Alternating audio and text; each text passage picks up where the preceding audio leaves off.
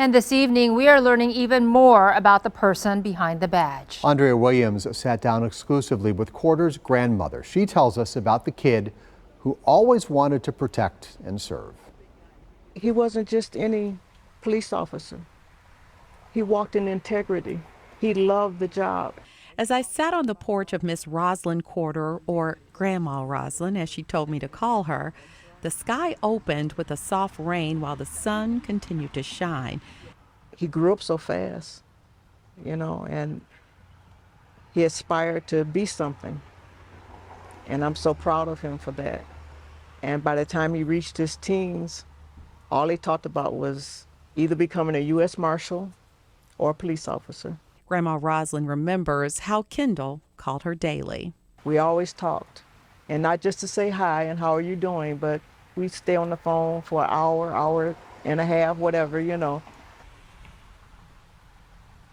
I love him. Great kid. I asked her about this touching photo. I think it was the day that he got the sweet potato pie. He loved my sweet potato pie. So I think that might have been that time, and he was just happy.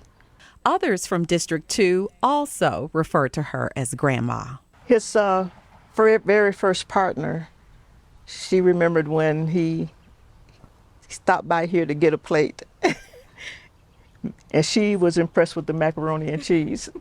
He shared his macaroni and cheese. So that was a good memory for her to share with me.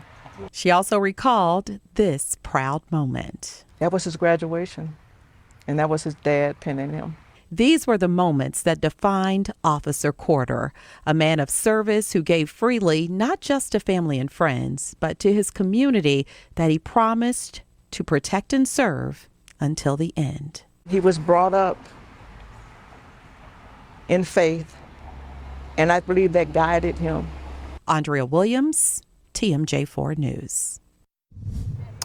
And as the community waits to formally honor Officer Corder, a makeshift memorial is growing on his squad outside District 2 on Milwaukee's south side. All day we've seen veterans, police families, and neighbors leave flowers and other mementos on that squad. One woman who met Corder at the police academy says his dedication was unmatched. He was like, yeah, I'm going to join the police force. And I was just like, you really want to do that? He was like, yeah, this is my calling. He was a very good person. Sorry. Meanwhile, the Milwaukee Police Department is hard at work planning a funeral for fallen police officer Kendall Corder. And obviously, we love, Officer Corder. We're going to miss him, but we want to show the family that they gained a huge family of law enforcement.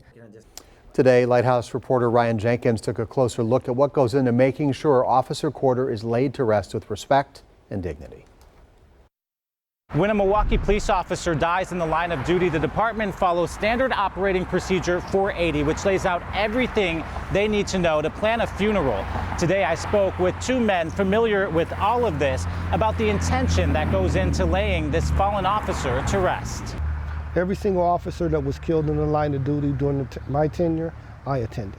From processionals to the funeral, a lot of planning is underway in the days after a Milwaukee police officer dies in the line of duty. Former MPD Assistant Chief Ray Banks says it's all about supporting the fallen officer's family and showing up for each other on the force. There's no way that you lose a comrade that you don't want to do as much as you possibly can. On Monday, we learned that planning is already underway for Officer Kendall Corder's funeral after he was shot and killed in the line of duty last week.